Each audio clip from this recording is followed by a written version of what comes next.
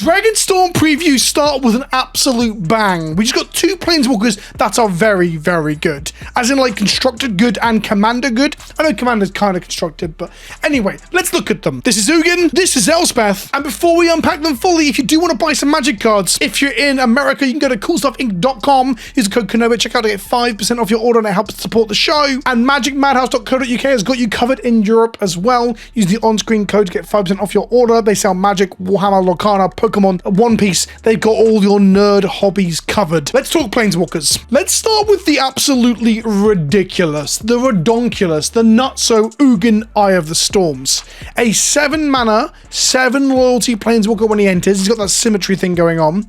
He says when you cast this spell, exile up to 1 target permanent that's 1 or more colors. So a not colorless permanent, essentially. Whenever you cast a colorless spell, exile up to 1 target permanent that's 1 or more colors. His uptick for 2+ loyalty is you gain 3 life and draw a card. His 0 is make 3 colorless mana, and his -11, which isn't that far off really when it's just 2 ticks up, is search your library for any number of colorless non-land cards, exile them, then shuffle until end of turn. You may cast those cards without paying their mana cost. Yes, the ultimate wins you the game. It probably wins you the game more so than the classic Ugin did, and that's saying something. Now, ultimate aside, because that's not how you judge planeswalkers, this is a 7 mana walker, so you will need to ramp into it, but it is exactly 7 mana, so Tron lands make it in Modern. Now, the traditional 7 mana planeswalker of choice was, of course, Khan Liberated, which came down, ticked up to 4, whipped a card from their hand, and went to 2 loyalty 10, which was an absolute pain in the arse to kill with creatures, and you'd be hitting it over and over and over as it eroded your hand. Ugin instead gets cast, exiles a thing, then gains you 3 life and draws you a card.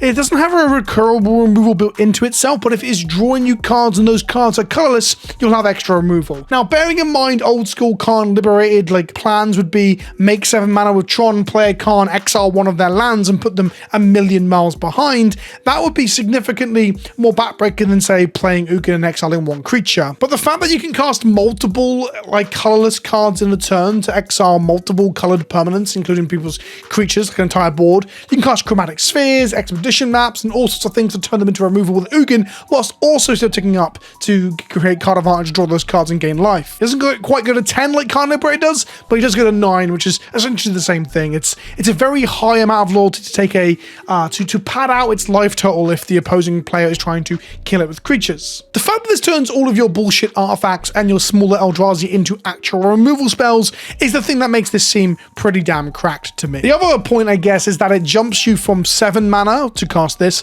up to 10 mana on the following turn, or 11 if you hit a land drop. And thus you're getting up to big Eldrazi Titan manas with Ulamogs and similar Nulamogs. This card seems wild, and if it's castable in Standard, it will be good. But how good? Okay, let me explain and unpack my statement. So I say will be good as in like this is a great finisher for a deck that is ramping up or stalling out the game to the point that it has 7 mana. The problem with current Standard is that there is incredibly powerful red decks running around with monsters, rampages, and the suite of mice from Bloomburrow. So really trying to get to 7 mana is probably not where you want to be in a format where that thing still exists. But with the Standard life cycle being so long, I can't imagine a world where Ugin doesn't see some sort of play. This thing is bonkers strong. Like the removal upon cast and removal for other things and the card advantage. Yeah, I'm hot for this Ugin. Let's take a break and get out from under the thumb of Big Daddy Ugin and look at Elspeth, Storm Slayer. Now look, I'm a big fan of Archangel Elspeth as well. Elspeth was always one of my favorite planeswalkers, so I do love her whole Avenging Angel shtick. I will say that this art is pretty damn good. I just don't like the electric thunder like just crackling up the words Storm and Slayer.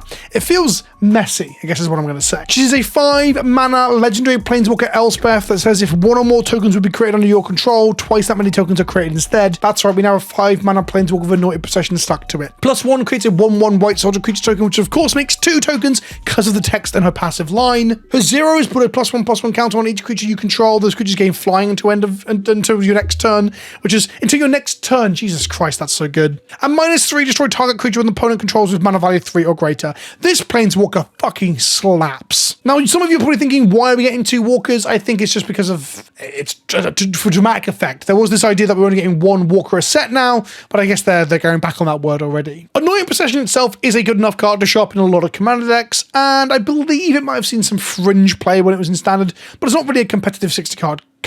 Now, if you take that card, add 1 more mana to it, and then give it some loyalty and 3 extra effects, I think it becomes highly, highly playable in mid-range control strategies. This thing makes 2 soldiers on the uptick to protect itself, which is already pretty strong. Don't forget Classic Sun's champion made 3 1/1s. This is making 2. And it also doubles up the counters you're making, or tokens you're making off of other things. So in current standard, you're going to get 2 Phyrexian horrors off of Urbog's Forge, more tokens off your carrot cakes and your fountain ports. Like, this tokens is already a reasonably good tier 2 strategy in standard.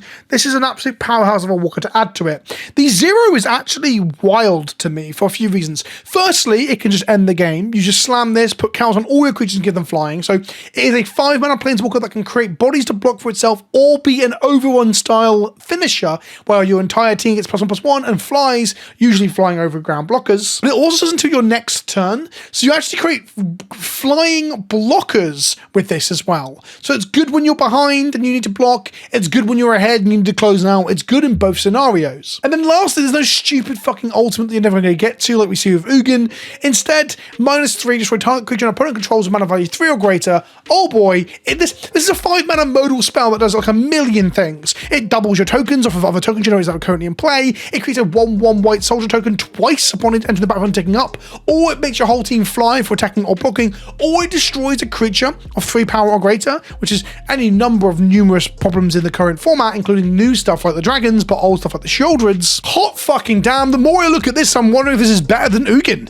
Ugin needs to go into specifically a ramp deck or something that's playing something that's going to get up to 7 mana. You can't just stall the game to 7 mana in the current state of Magic, especially, like I said, with the red decks running around. Meanwhile, 5-mana creatures and stabilizing agents aren't that unusual in the current state of Magic. It triggers Beans if Beans somehow lives for the next year. I guess it's really competing on curve in like the blue-white Azorius control style decks with Beza, and Beza is 4 mana, and thus it's 1 mana slower than the stabilizing agent, and Beza itself creates multiple bodies, it gains you life, and it can draw you cards. It just doesn't do that over and over and over. And Elspeth's first line of text, that passive bit, may largely be completely useless in a lot of decks that might want this kind of mid-rangey planeswalker, the Azorius control decks, for example. That said, it can just be extra source if you are in Azorius control and you're activating a fountain port to create a fish, and you get 2 fish out of it. It sounds like a small margin, but it's an extra bit of text beyond all the other 3 abilities that are all wildly useful, although I guess the 0 isn't so good in a deck with less creatures. But then again, in the control decks, if you're making a lot of creatures every turn off of Elspeth, 2 tokens on one turn, 2 tokens the next turn, and then the turn after you're swinging for 8 power in the air. This does smell like Sun's Champion, but with not a Wrath attached to it, instead of a targeted removal spell. Both of these feel like splashy, fancy, mythic planeswalkers that could see play in both constructed 60-card formats and Commander. I'm excited for both. I wasn't expecting Dragonstorm previews to start off so strong and get me so excited. We haven't even seen a single dragon yet. Well, technically Ugin is a dragon, I know. We haven't seen a single dragon other than the early previews like the Storm Dragon and such. So I'm quite excited once we start seeing Dragon drop too. It's just exciting to be happy and excited about Magic that is quite literally Magic. This isn't Wacky Races, this isn't Final Fantasy or Star Wars, whatever the fuck we're doing right now. This is Magic. Let me know what you think in the comment section below. I've been Vince, also PleasantKenobi on the internet. Don't forget, if you want to pick up anything, use the link in the description below and the codes to get money off your purchases and help support the show. And if you really want to directly support me, there's a link to Patreon down there as well. Come my Discord server and I'll call you a cunt for the low cost of just $2 a month. Thanks for watching, and I'll see you all soon. Ta-ta for now.